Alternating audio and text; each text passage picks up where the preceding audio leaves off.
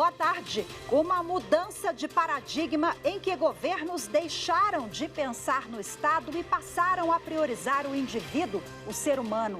No próximo domingo, a Declaração Universal dos Direitos Humanos completa 75 anos. Eu sou Rafaela Vivas e no Jornal da Justiça de hoje nós vamos falar dos avanços e gargalos que ainda existem para colocar em prática o documento que prega igualdade e respeito. E vamos falar também.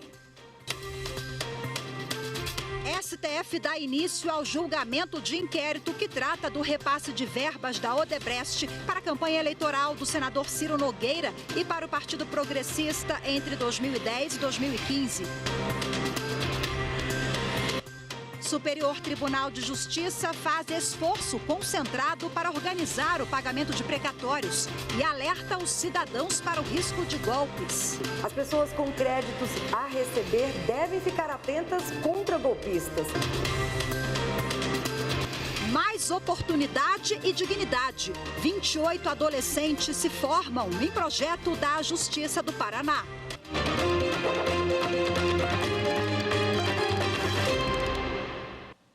Começou hoje o julgamento em plenário virtual do inquérito que apura o repasse de verbas da Odebrecht para a campanha eleitoral do senador Ciro Nogueira e para o Partido Progressista entre 2010 e 2015. As acusações foram feitas pela empresa ao Ministério Público Federal em delações premiadas. Confira agora a reportagem de Bruno Silveira. O inquérito foi protocolado no STF em 2017, após o Ministério Público Federal receber a informação da própria Odebrecht que Ciro Nogueira fazia parte de um esquema de pagamentos de propina da empresa entre 2014 e 2015. Segundo a delação premiada da construtora, o senador recebeu 6 milhões de reais em troca de apoio político na votação de medidas de interesse da empresa.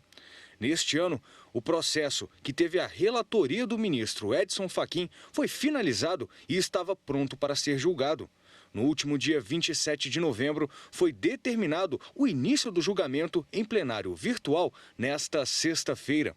Agora, os ministros do Supremo Tribunal Federal têm até o dia 18 para votar. O Superior Tribunal de Justiça faz esforço concentrado para organizar o pagamento de precatórios e alerta os cidadãos para o risco de golpes. As informações com Kátia Gomes. O Superior Tribunal de Justiça realiza agora, no início de dezembro, um esforço concentrado para garantir o pagamento de cerca de 2.000 precatórios, no valor total de 400 milhões de reais. A mobilização ocorre por causa da recente decisão do STF, que derrubou restrições impostas ao pagamento de precatórios pelas emendas constitucionais 113 e 114, que limitaram as quitações desde 2022. A medida impacta todos os precatórios devidos pela União. No STJ, os processos mais comuns são referentes a servidores e ex-servidores públicos e anistiados políticos. Agora, a Corte aguarda a liberação orçamentária para saber quais precatórios serão quitados neste momento. A estimativa é de que os valores sejam creditados em contas dos credores na Caixa até o final deste ano e liberados para saque em janeiro de 2024. As pessoas com créditos a receber devem ficar atentas contra golpistas. Não é preciso qualquer pagamento para obter o valor devido, nem contratar serviços para acelerar o recebimento do precatório. Os interessados devem aguardar e acompanhar as informações pelo site oficial do STJ. A doação do bem de família para um filho não é fraude à execução fiscal. Essa decisão é da primeira turma do Superior Tribunal de Justiça e quem explica é a repórter Jéssica Castro. Os ministros do colegiado reafirmaram o entendimento de que a alienação de imóvel que sirva de residência para o devedor e sua família não afasta a impenhorabilidade do bem de família e, por isso, não caracteriza fraude à execução fiscal. De acordo com os autos, após ter sido citado na execução fiscal, o devedor transferiu o imóvel para o seu filho. O juízo de primeiro grau não admitiu a penhora do bem, mas o Tribunal Regional Federal da 2ª Região reformou a decisão por entender que a proteção da impenhorabilidade prevista na Lei 8.009 de 1990 não se justificaria quando o doador procurar blindar seu patrimônio dentro da própria família, mediante a doação dos seus bens para um descendente. No STJ, a Fazenda Nacional, em agravo interno manejado contra a decisão que deu provimento ao recurso especial do executado, alegou que o reconhecimento da fraude à execução fiscal afastaria a proteção do bem de família. O relator, ministro Gurgel de Faria, que teve o voto seguido pela primeira turma, destacou que os 2 colegiados de direito público do tribunal entendem que a impenhorabilidade é mantida, ainda que o devedor transfira o imóvel que lhe serve de moradia, porque esse imóvel seria imune de toda forma aos efeitos da execução. O Tribunal Regional Federal da 1ª Região empossou 2 novos desembargadores. Alexandre Machado Vasconcelos e João Carlos Maier Soares eram juízes federais da Seção Judiciária do Distrito Federal e entraram nas vagas de desembargadores aposentados. William Nascimento acompanhou. Vamos conferir. A solenidade de posse aconteceu no plenário do TRF1. João Carlos Maier foi indicado para a vaga do desembargador Olindo Menezes, pelo critério de merecimento. Já Alexandre Machado Vasconcelos ingressou por antiguidade na vaga do desembargador Cândido Ribeiro. Eles foram nomeados no dia 14 de novembro pelo presidente Luiz Inácio Lula da Silva. Com a chegada dos 2 novos desembargadores, a maior corte da Justiça Federal, presente em 13 unidades federativas, o DF e mais 12 estados, passa a contar com 39 magistrados, mas novos nomes serão indicados para completar a composição do tribunal, que é de 43 desembargadores. João Carlos Maier era juiz titular da 17ª Vara da Seção Judiciária do DF, responsável por matérias tributárias, enquanto Alexandre Machado Vasconcelos era da 18ª Vara, também do Distrito Federal, e atuava na execução fiscal. Após serem empossados, os desembargadores federais falaram dos desafios e expectativas com a nova missão. Eu chego com muita vontade, muito brio, né? Eu talvez tenha, mais tempo de tribunal do que de primeiro grau hoje, né? Eu passei aqui, foram 3 presidências, uma vice-presidência, 2 corregedorias, fora a substituição nos gabinetes, em turma suplementar. E, além disso, eu ainda passei pelo STF, passei pelo STJ, passei pelo CNJ, sempre atuando como juiz auxiliar. Eu chego aqui hoje, me sentindo já fazendo parte da casa. A minha expectativa compondo o TRF, nosso Tribunal Regional Federal da 1ª Região, são as melhores possíveis. Eu estou há muitos e muitos anos numa vara de execuções fiscais, com muita matéria tributária, e meu entusiasmo é muito grande para me dedicar e ter uma ótima produção e me dedicar com qualidade. Bom, recentemente o Tribunal TRF1 ampliou a composição de 27 para 43 membros. Ainda existem 2 vagas decorrentes da aposentadoria de desembargadores e a Corte aguarda a indicação de 2 nomes pelo critério do 5º Constitucional para vagas destinadas à Ordem dos Advogados do Brasil. A seguir, Declaração Universal dos Direitos Humanos completa 75 anos. Vamos falar dos avanços e gargalos que ainda existem para colocar em prática o que traz o documento. Os detalhes já já.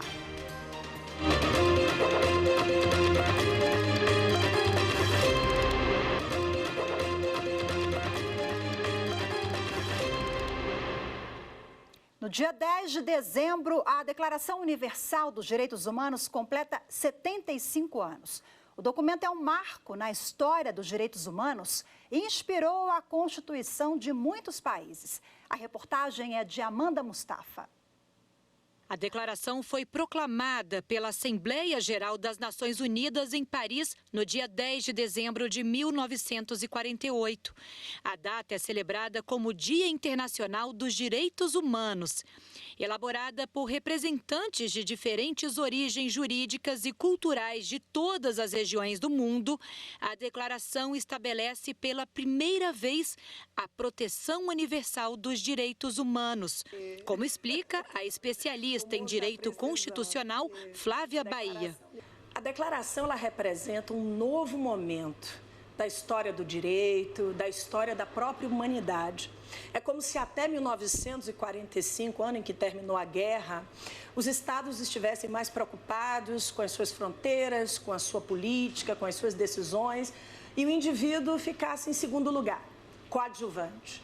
Com o fim da guerra, em seguida a Carta das Nações Unidas de 1945, abriu-se ao Sistema Internacional dos Direitos Humanos, consagrado pela Declaração Universal de 1948. Nestes 75 anos desde a adoção, a declaração foi traduzida em mais de 500 idiomas. É considerada o documento mais traduzido do mundo, que inspirou as constituições de muitos estados e democracias recentes. Então, boa parte das constituições do pós-guerra foram inspiradas na Grande Declaração. As constituições logo da década de 40, a alemã de 49, a italiana de 47, países que participaram ativamente da guerra, já demonstraram que o princípio da dignidade da pessoa humana faria parte desse novo momento da história. Então, diria que a declaração foi a grande mola propulsora do constitucionalismo no mundo a partir de 1945. Aqui no Brasil, a Declaração Universal dos Direitos Humanos trouxe inspiração para o texto da Constituição Federal de 1988, escrita após o final da ditadura militar. Fruto de um amplo debate com a população no período de redemocratização do país, é conhecida como a Constituição Cidadã. E tem como guardiã o Supremo Tribunal Federal. A Constituição é a lei máxima do Brasil que determina e assegura direitos e deveres de entes políticos e cidadãos. E agora, para a gente repercutir o assunto, a repórter Amanda Mustafa conversou com o advogado especialista em direitos humanos, Gabriel Sampaio. Vamos acompanhar.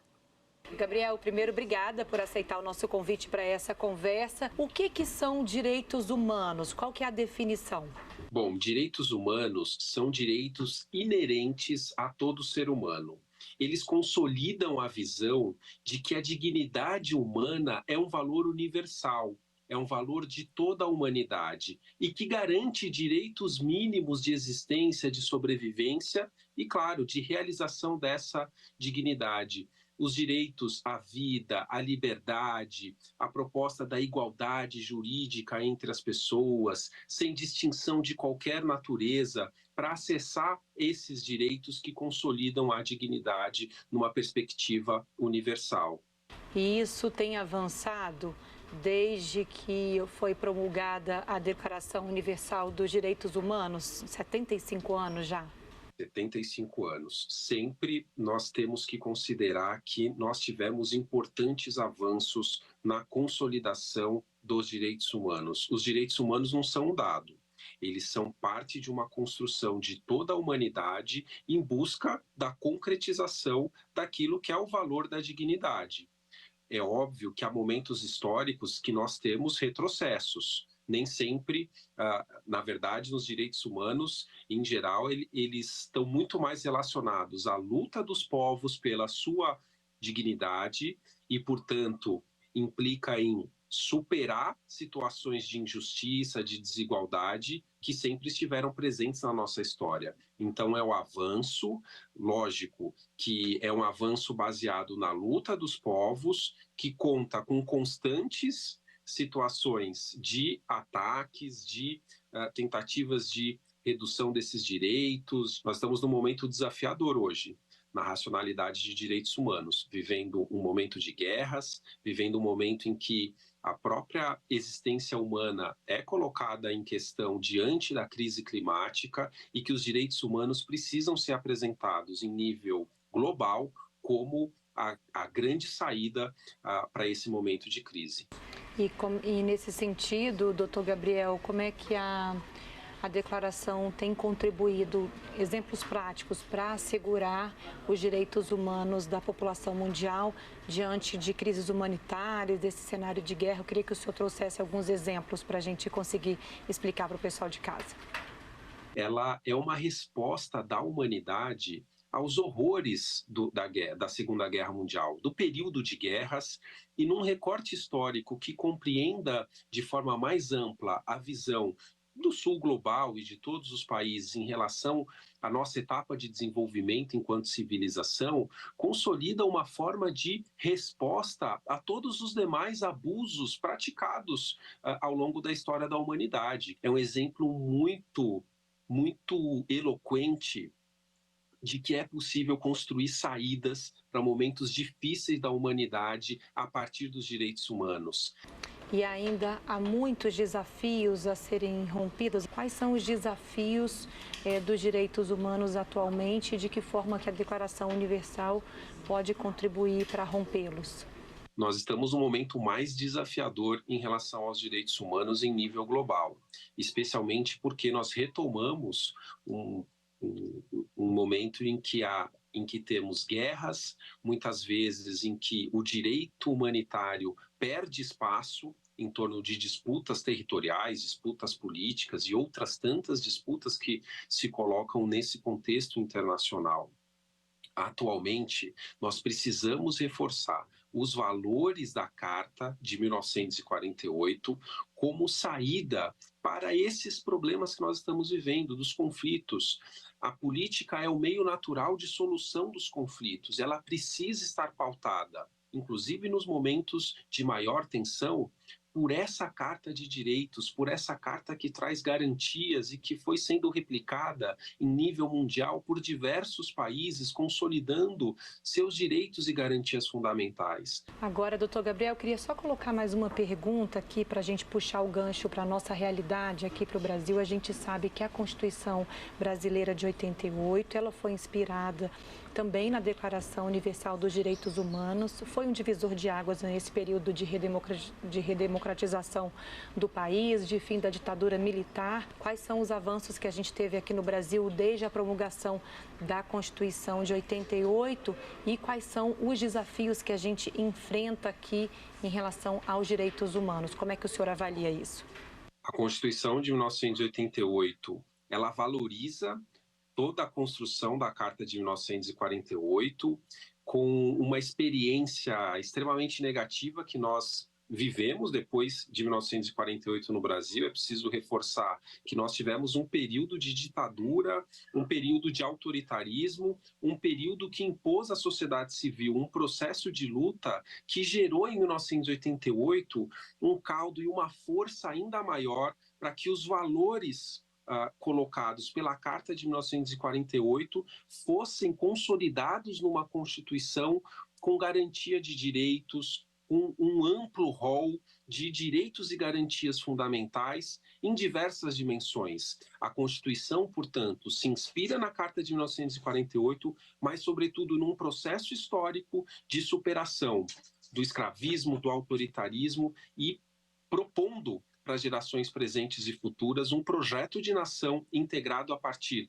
da dignidade, de um projeto de igualdade e de direitos e garantias fundamentais que possam pautar um projeto de sociedade mais justa e igualitária. Doutor Gabriel, obrigada pela entrevista e até a próxima. Eu que agradeço, um bom dia para ti, bom trabalho, valeu. A seguir, 28 adolescentes participam do programa Jovens Promissores da Justiça do Paraná. Os detalhes em instantes, voltamos já.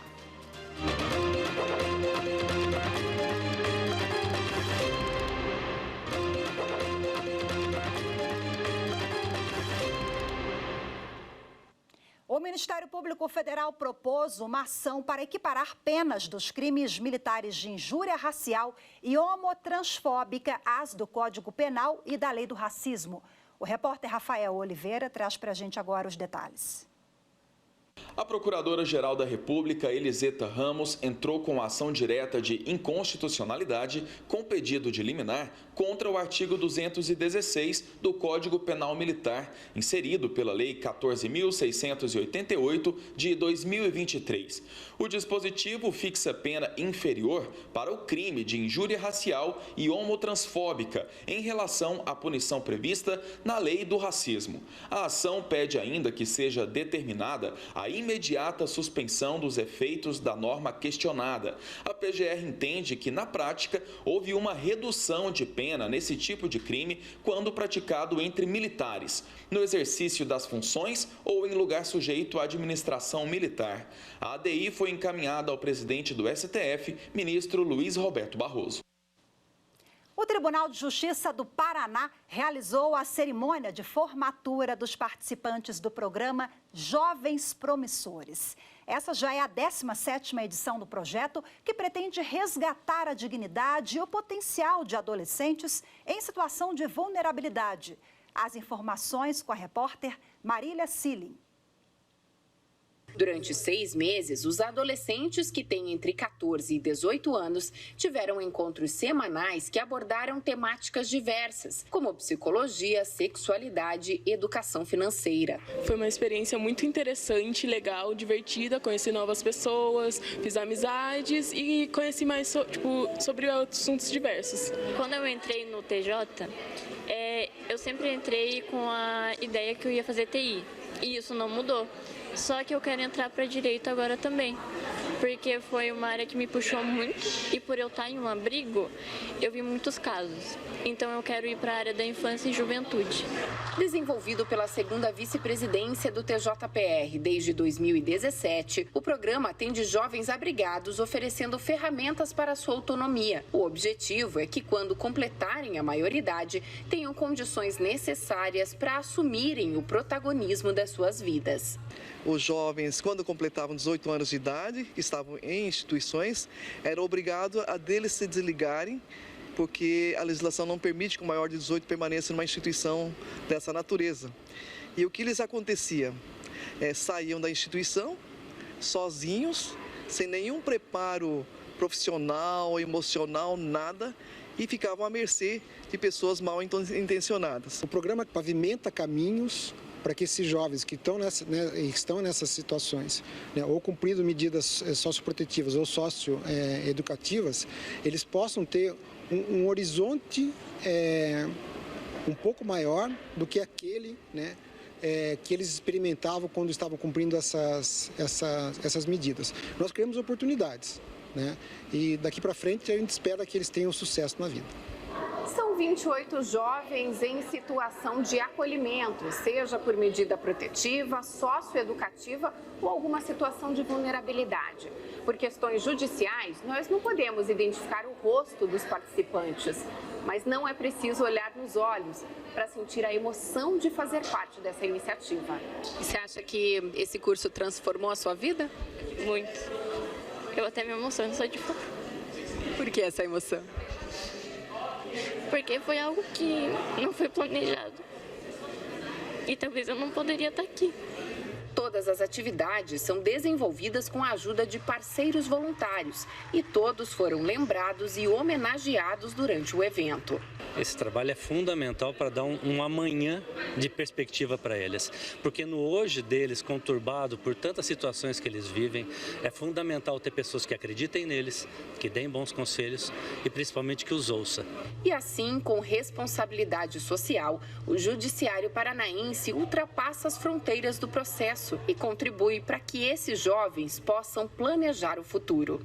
Terminar os estudos, trabalhar um pouco e iniciar uma faculdade. Então, o teu futuro é promissor. Sim, pretendo. A Biblioteca do Supremo Tribunal Federal sediou nesta quinta-feira o lançamento do livro Era das Neurotecnologias, o papel dos neurodireitos. A obra escrita por Alisson Poça, mestre em Direito Constitucional pelo IDP, o Instituto Brasileiro de Ensino, Desenvolvimento e Pesquisa, recebeu menção de honra como dissertação de destaque. A Amanda Mustafa tem as informações. O Um convite ao mundo dos neurodireitos e à reflexão sobre as potencialidades e os riscos das neurotecnologias. A obra traça as implicações jurídicas das nascentes neurotecnologias, com dados concretos e exemplos práticos, e reflete sobre dilemas éticos e questões jurídicas.